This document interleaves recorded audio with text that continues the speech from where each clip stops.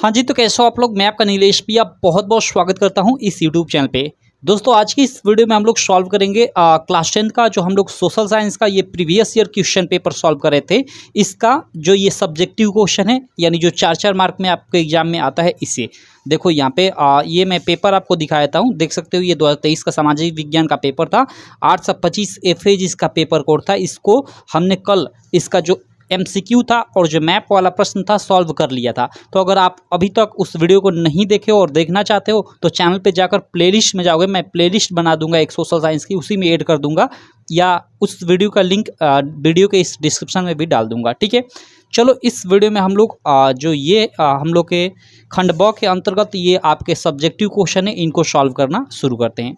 सबसे पहले देखो, आपका वर्णनात्मक प्रश्न फर्स्ट रहेगा, जिसमें कुल 8 प्रश्न रहेंगे।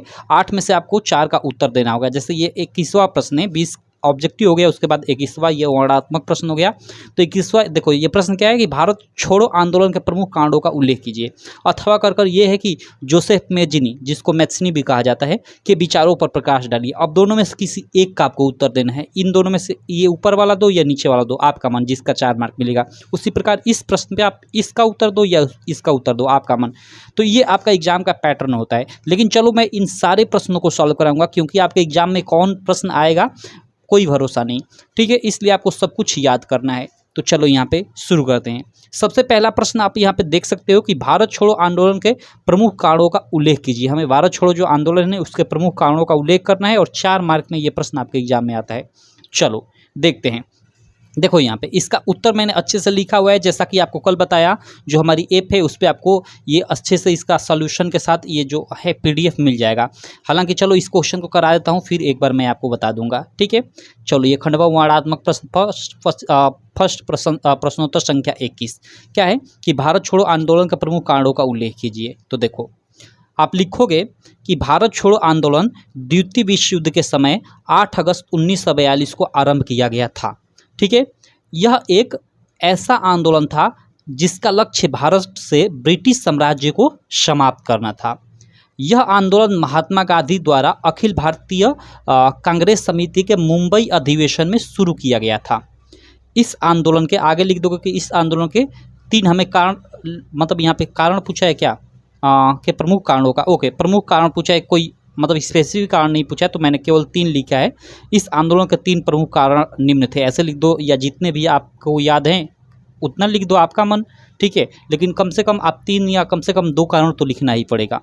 चलो, पहला कारण क्या था भाई इस आंदोलन का, भारत छोड़ो आंदोलन का। तो देखो, इसमें मैंने लिखा है कि अंग्रेजों द्वारा लाया गया क्रिप्स मिशन जो था वो कहीं ना कहीं भारत छोड़ो आंदोलन का सबसे बड़ा कारण था। पहला ये कारण लिख दोगे। सेकेंड कारण आप क्या लिखोगे कि द्वितीय विश्व युद्ध के परिणाम स्वरूप भारतीय अर्थव्यवस्था की काफ़ी स्थिति खराब हो गई थी। कहीं ना कहीं यह भी भारत छोड़ो आंदोलन का एक बड़ा कारण था। यानी जब द्वितीय विश्व युद्ध हुआ था तो उस समय भारतीय अर्थव्यवस्था की काफ़ी हालत ख़राब हो गई थी। बहुत सारी चीज़ें मतलब महंगी हो गई थी, और यह भी कहीं ना कहीं भारत छोड़ो आंदोलन का एक तरह से कारण बना।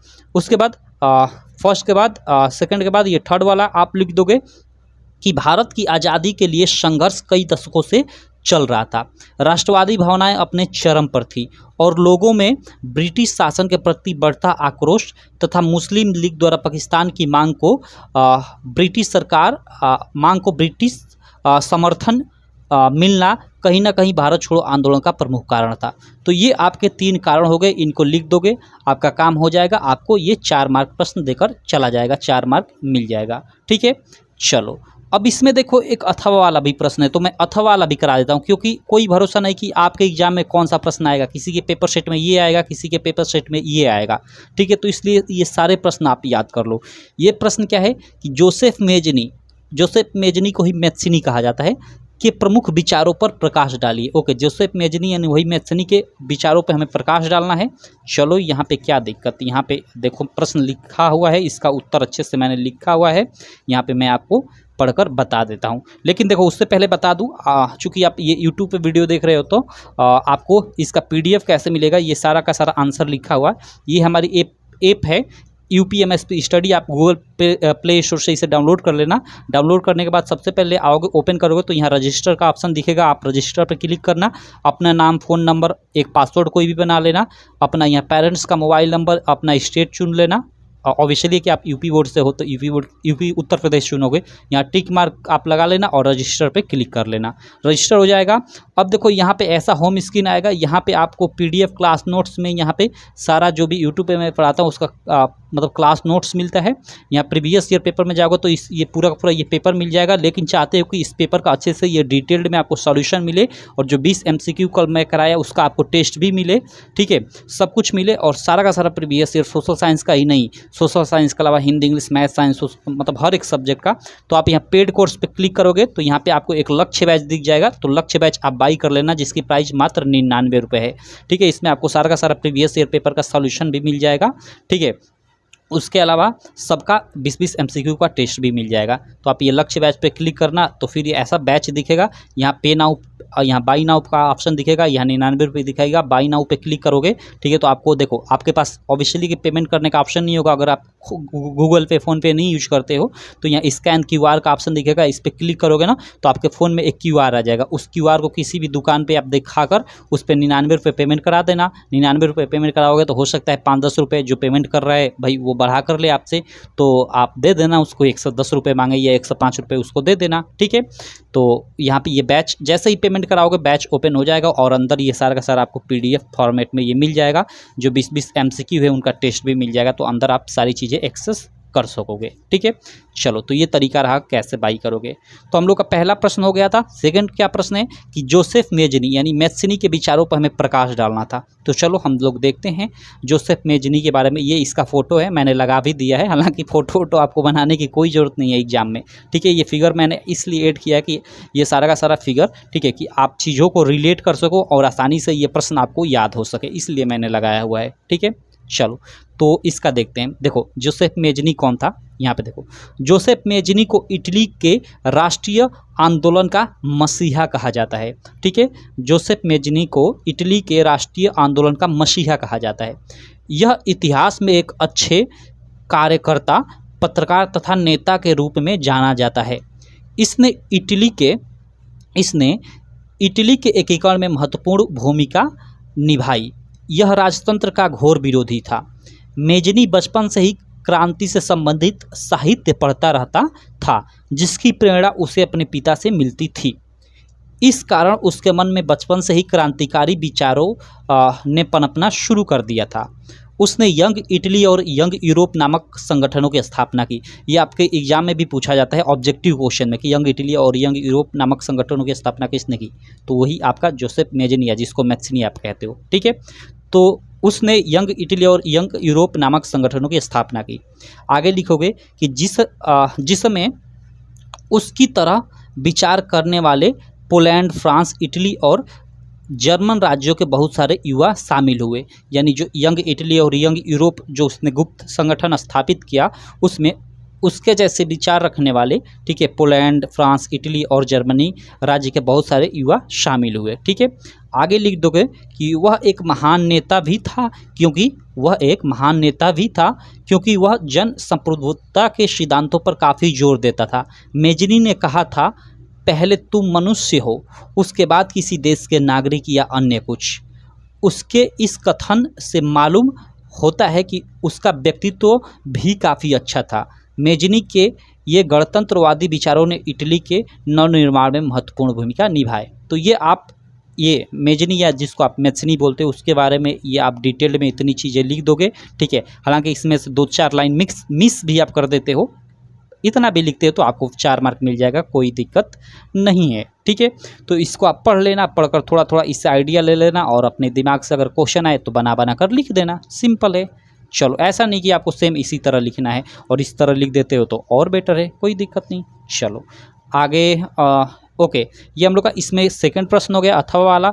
अब चलो 21 के बाद ये देखो 22वां प्रश्न है ना, ये स्टार मार्क मैंने लगा दिया है, तो ये प्रश्न आपका हट चुका है, क्योंकि लोकतांत्रिक सरकार की चुनौतियों का उल्लेख ये प्रश्न जो है ना, इससे रिलेटेड जो चैप्टर है वही हट चुका है, तो ये प्रश्न का कोई मतलब नहीं, तो इसको हम लोग नहीं करेंगे क्योंकि ये प्रश्न आपके एग्जाम में नहीं आ सकता है, ठीक है।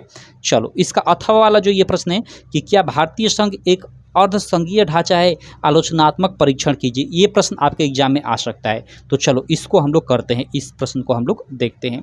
यहाँ देखो, ये प्रश्नोत्तर संख्या 22 हट चुका है सिलेबस से। प्रश्नोत्तर संख्या 22 का अथवा वाला कर लेते हैं। ये प्रश्न हम लोग का क्या था कि लोकतांत्रिक नहीं, क्या भारतीय संघ एक अर्धसंघीय ढांचा है, आलोचनात्मक परीक्षण कीजिए। तो चलो इसको हम लोग देखते हैं क्या दिक्कत है। देखो यहाँ इसका प्रश्नोत्तर संख्या 22 का अथवा वाला मैंने डाल दिया है और यहाँ पे लिखते हैं क्या कि संघवाद सरकार का एक प्रारूप है। लिखोगे कि संघवाद सरकार का एक प्रारूप है जिसमें 2 या 2 से अधिक स्तर की सरकारें होती हैं। संघवाद क्या होता है? जिसमें 2 या 2 से अधिक स्तर की सरकारें होती हैं। जैसे भारत में केंद्र स्तर पर सरकार है, राज्य स्तरों पर अलग अलग सरकारें हैं, फिर राज्यों से नीचे भी मतलब आप देखते हो कि जिला पंचायत होता है, ग्राम प्रधान होता है, तो ये भी तो सरकार का हिस्सा है। तो जहाँ 2 या 2 से अधिक प्रारूप या अधिक स्तर की सरकारें होती हैं वो संघीय सरकार कहलाती हैं। ठीक है, तो संघवाद सरकार का एक प्रारूप है। ठीक, संघवाद क्या है? सरकार का एक प्रारूप है, एक प्रकार है। संघवाद सरकार का एक प्रारूप है जिसमें 2 या 2 से अधिक स्तर की सरकारें होती हैं। भारत की स्थिति में संघवाद को केंद्र, राज्य व स्थानीय सरकार के रूप में परिभाषित किया गया है। इस प्रारूप में सभी स्तर की सरकारें एक साथ काम तथा एक ही नागरिक पर शासन करती हैं। ठीक है, एक साथ काम करती है तो सही है। एक ही नागरिक पे शासन करती है मतलब भारतीय लोगों पे ही तो शासन करेंगी। सिंपल है। जैसे केंद्र सरकार है तो भाई पूरे भारत पे शासन करेगी, राज्य सरकारें हैं तो अपने अपने राज्य के लोगों पे शासन करेंगी। तो वही यहाँ पे लिखा गया है। आगे देखते हैं। कुछ कारणवश भारतीय संघ को एक अर्धसंघीय ढांचा कहा जाता है। अब अर्धसंघीय ढांचा किस कारण कहा जाता है?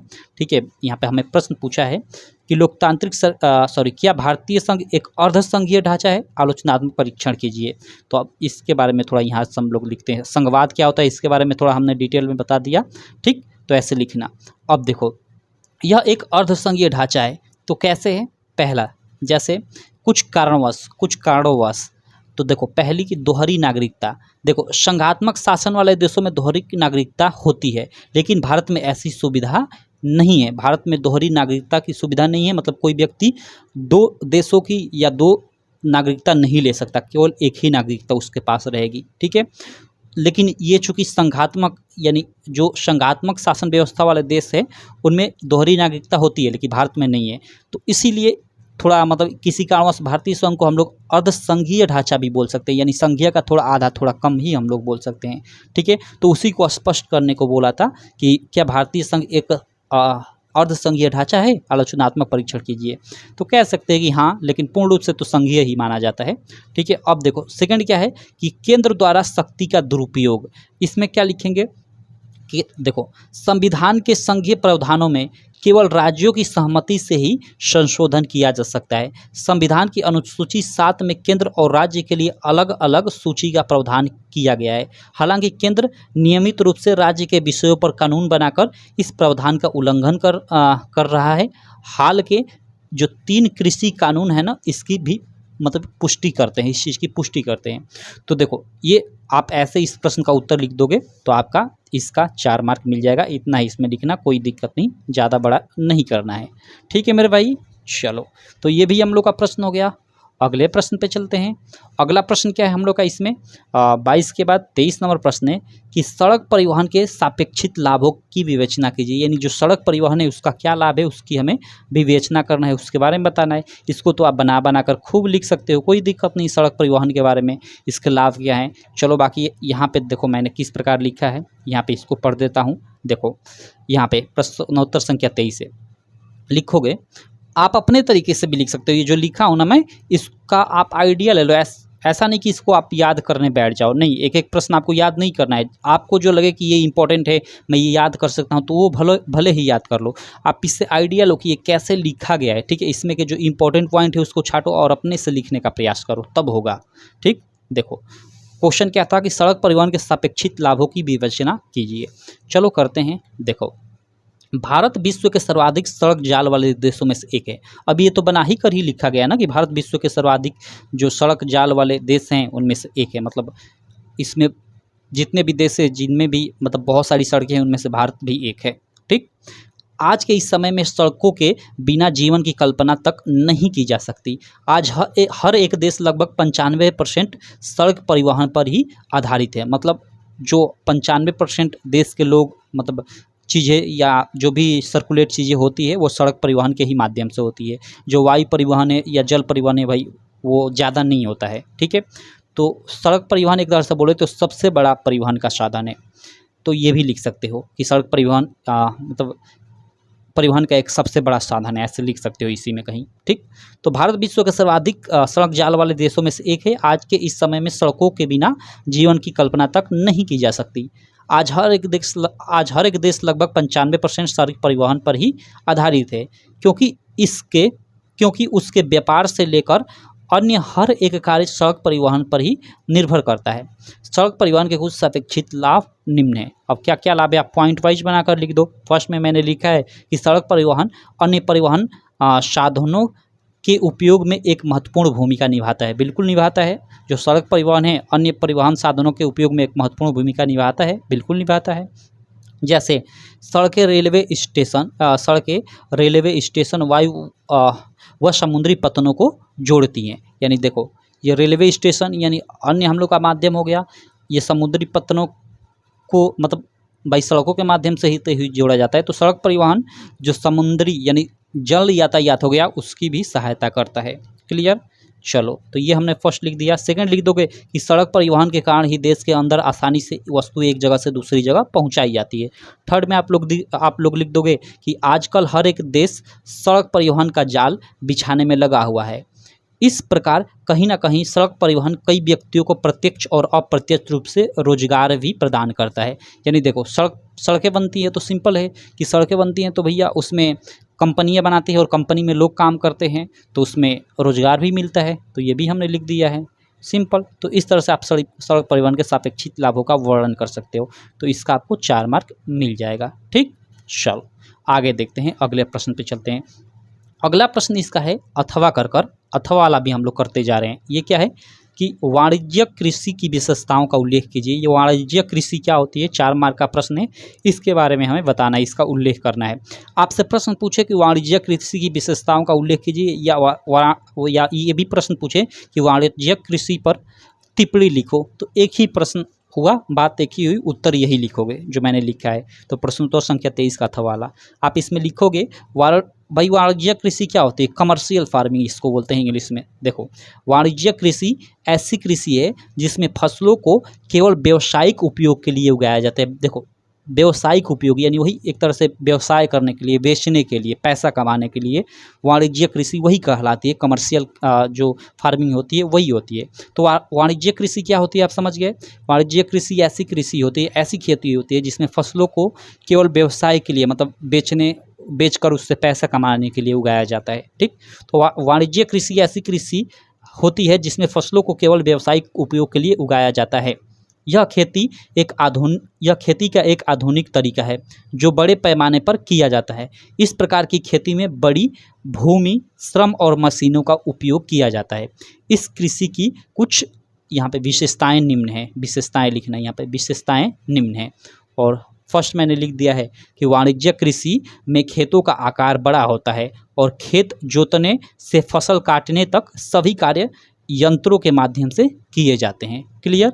और सेकंड में लिख दोगे कि वाणिज्यिक कृषि में चुनिंदा फसलों को चुनकर उनका विशिष्टीकरण प्राप्त कर लिया जाता है और उन्हीं लाभदायक फसलों को ध्यान केंद्रित करके उत्पादन किया जाता है। मतलब ऐसी फसलें बोई जाती है जो ज़्यादा मात्रा में मतलब उगे, ठीक है, जिससे हम लोग उसको सेल कर सके। जैसे आप जानते हो, जैसे हम लोग अभी किसान हैं, ठीक है, तो हम लोग धान बोते हैं। तो धान में भाई हम लोग एक पतला वाला धान होता है, ठीक है, उसको बो देते हैं खाने के लिए, ठीक है, मतलब पतला चावल निकले तो उसको हम लोग खाएं। और एक मोटा धान बो देते हैं, मतलब कि उसमें भाई मोटा वाला धान काफ़ी मतलब अच्छा होता है, तो मोटा वाला बो देते हैं कि इसको हमें बेचना है, ठीक है, इसको बेचना है। तो उसी प्रकार यहाँ भी किया जाता है इसमें कमर्शियल फार्मिंग में कि ऐसी फसलें ज़्यादातर उगाई जाती है जो ज़्यादा मात्रा में मतलब उगे और उनका मतलब नुकसान ना हो, ठीक है, आसानी से वो बिक जाए। तो ये किया जाता है, ठीक है। चलो तो ये भी क्वेश्चन क्लियर आपको। आगे चलते हैं अगले प्रश्न पे। अगला प्रश्न 23 के बाद 24 नंबर है कि विश्व व्यापार संगठन के क्रियाकलापों का वर्णन कीजिए। ठीक है, जो विश्व व्यापार संगठन है उसके क्रियाकलापों का हमें वर्णन करना है। भाई विश्व व्यापार संगठन, वर्ल्ड ट्रेड ऑर्गेनाइजेशन के बारे में हमें बताना है, यहाँ पे उसके क्रियाकलापों का वर्णन करना है। चलो देखते हैं विश्व व्यापार संगठन के बारे में। देखो यहाँ पे, तो देखो यहाँ पे प्रश्नोत्तर संख्या 24 हो गई। इसका उत्तर लिखोगे कि विश्व व्यापार संगठन एक अंतर्राष्ट्रीय संगठन है जो देशों के मध्य व्यापार के नियमों को नियमित करता है। नियमित करने का मतलब बनाता है। ठीक है, बनाता है। क्लियर। तो विश्व व्यापार संगठन एक अंतर्राष्ट्रीय संगठन है जो देशों के मध्य नियमों को नियमित करता है। ठीक है, नियमित करता है। वर्तमान में इसके 164 सदस्य देश हैं, मतलब वर्तमान में जो विश्व व्यापार संगठन है WTO उसके 164 सदस्य देश शामिल है उसमें। ठीक, इसका मुख्यालय स्विट्जरलैंड के जेनेवा में स्थित है। आप ये पॉइंट याद रखना, काफ़ी इंपॉर्टेंट है। स्विट्जरलैंड के जेनेवा में इसका मुख्यालय, स्विट्जरलैंड एक देश है, ठीक है, और जेनेवा वहाँ पे मान लो एक शहर है वहाँ की। ठीक है, तो स्विट्जरलैंड के जेनेवा में विश्व व्यापार संगठन का मुख्यालय स्थित है। ठीक है, 1995 में स्थापित इस संगठन के मुख्य उद्देश्य कुछ इस प्रकार हैं। ओके, ये भी याद रखना आपको ये डेट कि 1995 में WTO यानी वर्ल्ड ट्रेड ऑर्गेनाइजेशन, जिसको हिंदी में बोलते हैं विश्व व्यापार संगठन, उसकी स्थापना हुई थी। इसका मुख्यालय स्विट्जरलैंड जेनेवा में है और वर्तमान में इसके 164 सदस्य देश हैं। तो ऐसे आप थोड़ा बनाकर इसके बारे में शुरू में लिख दो कि विश्व व्यापार संगठन एक अंतर्राष्ट्रीय संगठन है जो देशों के मध्य व्यापार के नियमों को नियमित करता है। वर्तमान में इसके 164 सदस्य देश हैं। इसका मुख्यालय स्विट्जरलैंड के जेनेवा में स्थित है। 1995 में स्थापित इस संगठन के मुख्य उद्देश्य कुछ इस प्रकार है। और कौन कौन से उद्देश्य हैं उनको हम लोग देख लेते हैं भाई, मतलब ये क्या क्या करता है, इसके उद्देश्य क्या हैं। तो देखो यहाँ पे पहला पॉइंट हमने लिख दिया कि अंतर्राष्ट्रीय व्यापार को बढ़ावा देना, मतलब जो भी अंतर्राष्ट्रीय दो या दो से अधिक देशों के बीच जो व्यापार होता है उसको बढ़ावा देता है, बढ़ावा उनका करता है। ठीक है, सेकंड क्या है कि अंतर्राष्ट्रीय व्यापार हेतु नियमों को निर्धारित कर उससे लागू भी करता है, बिल्कुल करता है। उसके बाद थर्ड इसमें लिख दो कि अंतर्राष्ट्रीय व्यापार के विस्तार हेतु सदस्य देशों को एक मंच प्रदान करता है, बिल्कुल करता है। उसके बाद फोर्थ में लिख दोगे कि अंतर्राष्ट्रीय व्यापार से संबंधित विवादों का समाधान करना और सदस्य देशों के बीच समझौते करवाना आदि इसका मुख्य कार्य है। तो ये लिख दोगे आप लोग 4-5 पॉइंट, आपका इसका 4 मार्क मिल जाएगा, ऐसे लिख देते हो तो। ठीक है, तो ये भी प्रश्न हो गया आपका कि विश्व व्यापार संगठन के क्रियाकलापों का वर्णन कीजिए, ये आ जाए, या विश्व व्यापार संगठन पर टिप्पणी लिखे, ये भी आ जाए, तो यही सेम उत्तर लिखोगे। चलो उसके बाद इसमें अथवा वाला भी एक प्रश्न है भाई, चलो अथवा वाला का भी देख लेते हैं। ये क्या है कि उपभोक्ता जागरूकता हेतु कोई 4 उपाय लिखिए। मतलब उपभोक्ता जो, जैसे उपभोक्ता कौन होता है, जैसे हम लोग किसी दुकान पे कुछ खरीदने जाते हैं तो हम लोग उपभोक्ता हो गए, तो उपभोक्ता के जागरूकता के लिए कोई 4 हमें उपाय बताना है। चलो देखो प्रश्न संख्या 24 है। अब देखो थोड़ा ये बड़ा मैंने उत्तर लिखा है। अब बड़ा लिखने का मतलब है कि ये तो भाई ऐसा प्रश्न है कि जिसको हम लोग बना बनाकर अपने मन से लिख सकते हैं, तो इसलिए मैंने भी बना बनाकर लिखा है, तो ये बड़ा उत्तर हो गया है। अब ऐसा नहीं कि मैं इतना लिखा हूँ तो आपको भी इतना लिखा है, आप इसका आधा भी लिख देते हो तो आपका काम चल जाएगा। ठीक है, चलो, क्योंकि 80 शब्द में आपको उत्तर देना होता है, 80 शब्द ज़्यादा नहीं होता है, 4-5 लाइन लिख दोगे तो आपका काम हो जाएगा। तो चलो यहाँ पे देखो, यहाँ पे मैंने क्या लिखा है कि व्यापारी, दुकानदार और उत्पादक कई तरीकों से उपभोक्ताओं का शोषण करते हैं। व्यापारी, दुकानदार और उत्पादक, ये तीनों अलग अलग हो गए। व्यापारी भाई आप जानते हो व्यापारी के बारे में, मतलब जो बेचता उचता है।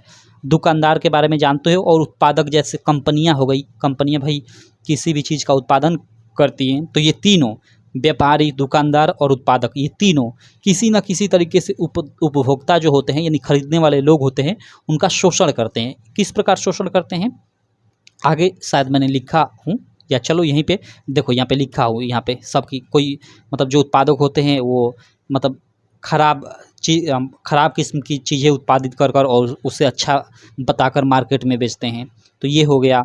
उसी प्रकार ये दुकानदार भी किसी न किसी तरीके से मिलावट कर ठगता है। ठीक है, तो ये सब चीज़ें हो गई, वही यहाँ पे लिखा गया। तो चलो एक एक हम बारी बारी से देखेंगे, शुरू से हम पढ़ते आए ऊपर से। व्यापार, दुकानदार और उत्पादक कई तरीकों से उपभोक्ताओं का शोषण करते हैं, अतः इससे बचने के लिए उपभोक्ताओं का जागरूक होना अति आवश्यक है। भारत सरकार ने भी उपभोक्ताओं के संरक्षण हेतु उपभोक्ता संरक्षण अधिनियम 1986 पारित किया हुआ है। ठीक है, उपभोक्ताओं के संरक्षण के लिए ये एक अधिनियम पारित किया हुआ है, तो उसको भी मैंने यहाँ पे लिख दिया है। ठीक, उपभोक्ता जागरूकता हेतु 4 उपाय निम्न हैं। अब देखो 4 उपाय निम्न हैं।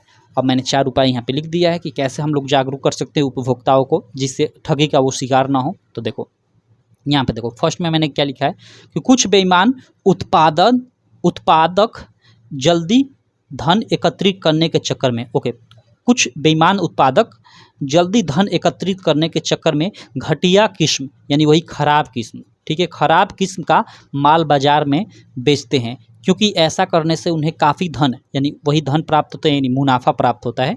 अतः हमें लोगों को इनके बारे में बताकर उन्हें जागरूक करना चाहिए। तो ये तो फर्स्ट हो गया। सेकंड में मैंने क्या लिखा है कि कुछ चीज़ों के ऊपर विक्रय मूल्य ना लिखे होने के कारण कुछ दुकानदारों का यह प्रयत्न होता है कि वह उन चीज़ों को अधिक दामों में बेचकर ज़्यादा लाभ कमा ले।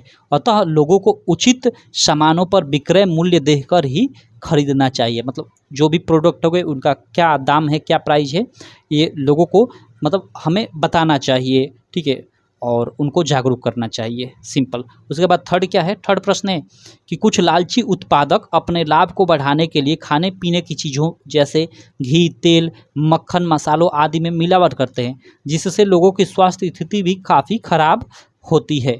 अतः लोगों को इन वस्तुओं को पहचानने के तरीकों को बताकर हम इस कार्य को रोक सकते हैं। उसके बाद फोर्थ में मैंने लिख दिया है कि बहुत सारे चालाक व लालची दुकानदार ग्राहकों को विभिन्न प्रकार की चीज़ें कम तौलकर या मापकर उनको ठगने का प्रयास करते हैं। ऐसे दुकानदारों के बारे में हमें लोगों को बताना चाहिए, जिससे वे सतर्क हो सके। तो ये कुछ उपाय हैं। क्लियर मेरे भाई? तो उपभोक्ता जागरूकता के ये उपाय हैं। बाकी आपके भी मन में कई सारे होंगे तो आप लिख डालो, एग्जाम में आपके आए तो कोई दिक्कत नहीं। तो ये हम लोग को पूरे के पूरे कितने हुए, ये 4-4 मार्क वाले 8 प्रश्न थे, लेकिन 8 प्रश्न थे, लेकिन एक प्रश्न ये चूँकि सिलेबस से हट गया है तो हमने कुल 7 प्रश्नों को किया। तो आप पहले अब इन 7 प्रश्नों को तैयार कीजिए। अगले वीडियो में अब जो ये आपके 6-6 मार्क वाले प्रश्न हैं उनको मैं करा दूंगा। ज़्यादा वीडियो मैं लंबी नहीं खींचना चाहता, नहीं तो आप भी बोरिंग हो जाओगे। तो इनको पहले आप तैयार करो, इन 7 प्रश्नों को, ठीक है। ये पूरा का पूरा PDF, आप लक्ष्य बैच के स्टूडेंट हो तो आपको बैच में ये पूरा आपको सोल्यूशन के साथ ये PDF मिल जाएगी। तो आप जाओ वहाँ से और इन एक सारे के सारे प्रश्नों को वहाँ से देखकर मतलब याद करते रहो, ठीक है। और बाकी आप लक्ष्य बैच ज्वाइन नहीं किए हो तो मेरे भाई मैं कहूँगा कि आप ये जो ऐप है UPMSP स्टडी, ठीक है, आप प्ले स्टोर पर सर्च कर लेना, ठीक है, और रजिस्टर कर लेना, और यहाँ पे पेड क्लासेस में जाकर ये लक्ष्य बैच जो सबसे ऊपर दिखाई दे रहा होगा इसे ज्वाइन कर लेना। कोई भी दिक्कत हो तो आप ये नंबर देख रहे हो, इस नंबर पे आप मुझे व्हाट्सअप मैसेज भी कर सकते हो ज्वाइन करने में, अगर कोई भी दिक्कत हो तो, ठीक है। देखो बैच में आपको फ़ायदा ही फ़ायदा तो है यार। 99 रुपये में देखो मैं क्या क्या दे रहा हूँ। 99 रुपये इसलिए दे रहा हूँ कि भाई मेहनत लगती है ये सब चीज़ें बनाने में, ठीक है, पैसा भी लगता है। तो 99 रुपये में जैसे 2023 का, मैं 2023 से पीछे इसलिए नहीं क्योंकि ओल्ड पैटर्न हो गया है। तो देखो 7 हिंदी का पेपर सेट, 7 मैथ का, 7 साइंस का, सोशल साइंस का। उसी प्रकार 2024 का भी हिंदी का 7, मैथ का, साइंस का, सोशल साइंस का, यानी एक एक सब्जेक्ट का आपको 14 पेपर मिलेगा, समझ रहे हो। और 14 पेपर, जैसे हिंदी का 14 पेपर हो गया तो 14 पेपर का आपको वीडियो सॉल्यूशन मिलेगा, PDF में भी सॉल्यूशन मिलेगा, और 14 पेपर का आपको टेस्ट भी मिलेगा। मतलब समझ जाओ 14 पेपर का टेस्ट 20-20 MCQ का, यानी 14 दूना का 28, 280 MCQ का वहाँ पे आपको टेस्ट भी मिल जाएगा। तो ये सारी चीज़ें मात्र 99 रुपये में, कहाँ अधिक है मेरे भाई। 99 रुपये आप कैसे मतलब जाओगे मार्केट में ऐसे ही उड़ा देते हो, तो आप वहाँ से बाई कर सकते हो, ठीक है। चलो तो ये रहा आपका पेपर का ये 4-4 मार्क वाला क्वेश्चन का सॉल्यूशन। अगले वीडियो में हम लोग 6-6 मार्क वाले प्रश्नों को सॉल्व करेंगे। बाकी आप ये मतलब MCQ वाला आप मतलब देख लेना, इसकी वीडियो तो मैं पहले ही बना चुका हूँ, जो MCQ वाले प्रश्न हैं और जो ये मैप वाले आपके प्रश्न हैं, ठीक है। तो चलो मैं मिलता हूँ आपसे नेक्स्ट वीडियो में, तब तक के लिए थैंक यू।